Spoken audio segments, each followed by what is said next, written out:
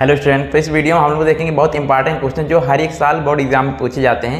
ये हर साल फिक्स रहता है कि ये जरूर आता है एग्जाम में पूछा जाता है। जैसे कि सिद्ध कीजिए कि √3 एक अपरिमेय संख्या है, या √2, √7 ऐसी क्वेश्चन जो है हर एक साल पूछे जाते हैं।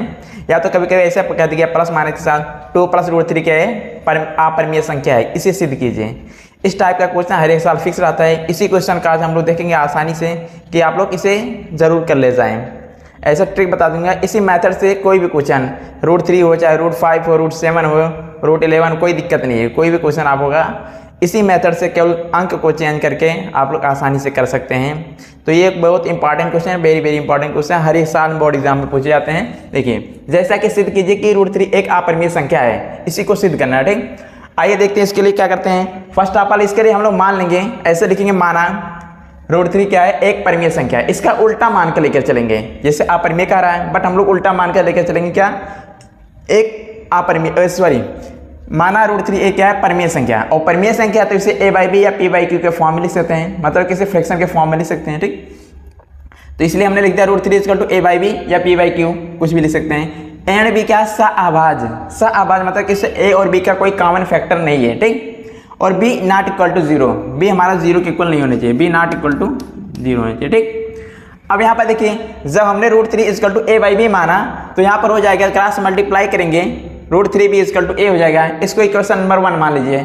अब इसी इक्वेशन नंबर 1 का दोनों पक्षों में वर्ग कर दीजिए। दोनों पक्षों का वर्ग करने पर जब वर्ग करेंगे रूट यहाँ से हटेगा, केवल बचेगा 3, b क्या हो जाएगा, b² = a²। यहाँ से देखिए 3 और b का क्या मल्टीप्लीकेशन, 3 इधर जाएगा तो डिवाइड हो जाएगा, तो b² हो जाएगा a²/3।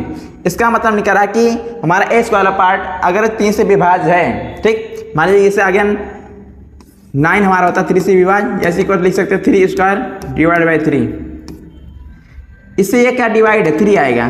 तो हम कह सकते हैं 3 जो 3 से नहीं डिवाइड है, जैसे पावर में 2 था तो 3 से डिवाइड था। अगर 3 के पावर केवल 1 कम कर दिया है, केवल 1 3 लिख जाए तो 3 से 3 डिवाइड नहीं है। ऐसे यहाँ पर हम लोग कह सकते हैं जैसे कि अगर a² वाला 3 से डिवाइड है, लिखें a² 3 से विभाज्य है, तो a वाला a भी 3 से विभाज्य होगा।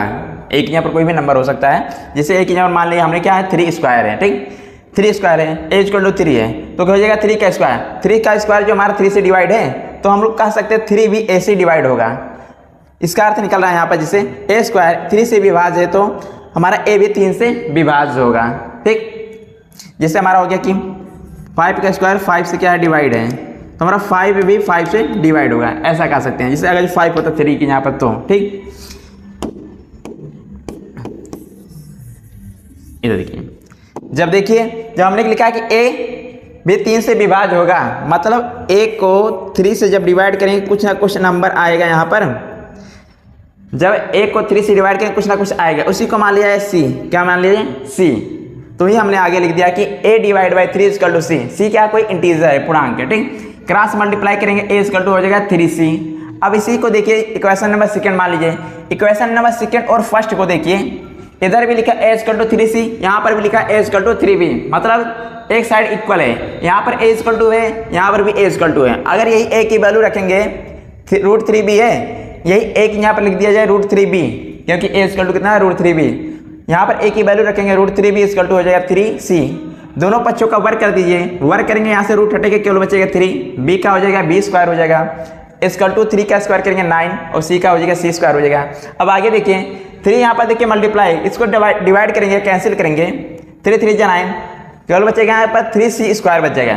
3 से कैंसिल होगा, 3c² बचेगा। अब आगे देखिए यहाँ पर हो गया 3 का मल्टीप्लाई है, इधर आएगा तो डिवाइड हो जाएगा, b² / 3 = c²। इसका अर्थ यहाँ पर निकल रहा है b² वाला पार्ट हमारा 3 से विभाज्य है।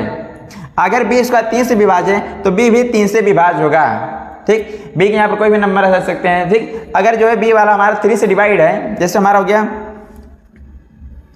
b, जैसे हमने पिछला एग्जाम्पल बताया था 9, अगर जो 3 से डिवाइड है तो 3 भी 3 से डिवाइड होगा। ठीक, अगर b² 3 से विभाज्य है तो b भी हमारा क्या होगा, 3 से विभाज्य होगा। अगर जैसे b भी 3 से विभाज्य है तो कुछ ना कुछ नंबर आएगा, यहाँ पर कोई ना इंटीजर आएगा। जब b को 3 से डिवाइड करेंगे कुछ ना कुछ आएगा, जो कुछ आएगा उसी को मान लिया हमने, क्या, d मान लिया। ठीक, वहीं पर हमने लिख दिया b/3 = d, क्रॉस मल्टीप्लाई करेंगे b = आएगा 3d। क्या गया, b = 3d। ये हम कह सकते हैं b का हमारा जो है 3 और d क्या है, फैक्टर है, गुणनखंड। जैसे हम लोग 10 को क्या लिख देते हैं, 2 × 5 लिखते हैं, यही तो है। अगर मान लीजिए है 15 है, इसको लिख दिए क्या, 3 × 5, ठीक। ये हमारा 2 and 5 क्या है, 5 का 10 का क्या है, फैक्टर है। 3 and 5 क्या है, 15 का फैक्टर है, गुणनखंड है। वैसे यहाँ पर लिखा b इक्वल टू, यहाँ पर लिखा गया आपका b equal to 3d। b equal to 3d के मतलब निकल रहा है यहाँ पर, ठीक।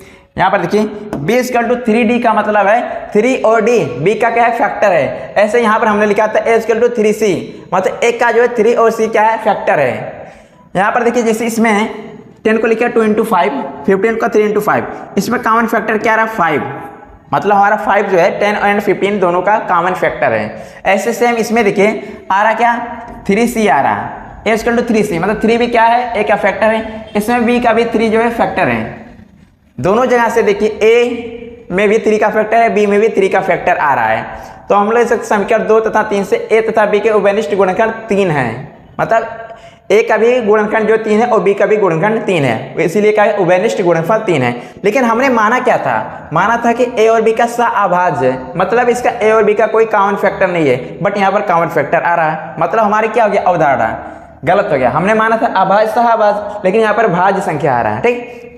इसका मतलब हमारा जो मान के लेकर चले थे उसका उल्टा आ रहा है, अवधारणा क्या होगी, गलत है। इसीलिए हमने लिखा हमारी अवधारणा गलत है, अवधारणा गलत हो गई, इसलिए हमारा क्या हो गया, अपरिमेय। हमने मान कर चला था परिमेय, बट यहाँ पर देखिए इसका उल्टा आ रहा है। और माने थे ए और बी क्या, सहअभाज्य, मतलब कोई कॉमन फैक्टर नहीं है ए और बी का, बट यहाँ पर आ रहा है क्या, कॉमन फैक्टर आ रहा है, इसीलिए हमारी अवधारणा गलत हो गई। तो हम लोग कह सकते हैं अतः √3 क्या है, अपरिमेय संख्या है। ऐसे अगर जो √3 क्या √5 होता, तो जहाँ जहाँ 3 है वहाँ पर क्या हो जाएगा, 5, √2 आएगा। ऐसे सेम करेंगे, इसी मेथड से हम लोग कोई संख्या से चाहे √2 आए, √3 आए, √5 आए, √7 आए, √11 आए, इसको अपरिमेय संख्या सिद्ध कर सकते हैं। सेम इसी मेथड से आप लोग कर सकते हैं, ठीक। आई होप ये जो हमने बताया तरीका है ये आप सबको समझ में आएगा।